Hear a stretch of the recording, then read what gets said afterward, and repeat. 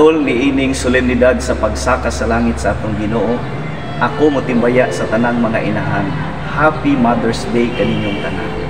Mga igsoon tinuod, di sayon ug di lalim na biyaan ta. Ug naapoy mga higayon nga di pud sayon ug di lalim nga mubiya ta.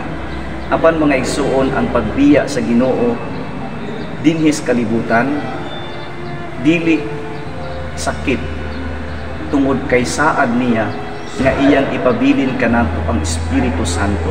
Ihatag kanato ang iyang Espiritu nga maoy nagtimaan sa buhing presensya sa Ginoo.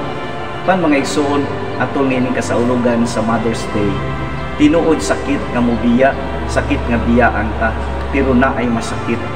Kanang naa siya, pero muragwa. Kana bang idagma ka? Mga igsoon, ang sakripisyo sa ginikanan sa inahan, ang gugma sa inahan ngadto sa mga anak. Kung ibaliwala lamang sa iyang mga anak, sakit na para sa inahan. Kanang nagsakripisyo ka, pero muragwa ra para sa mga anak. Mga para sa mga anak, mga tao nga konektado sa inahan. Buhing presensya sa inahan, gugma ug sakripisyo, pagpadayag usab sa presensya sa Dios kanato.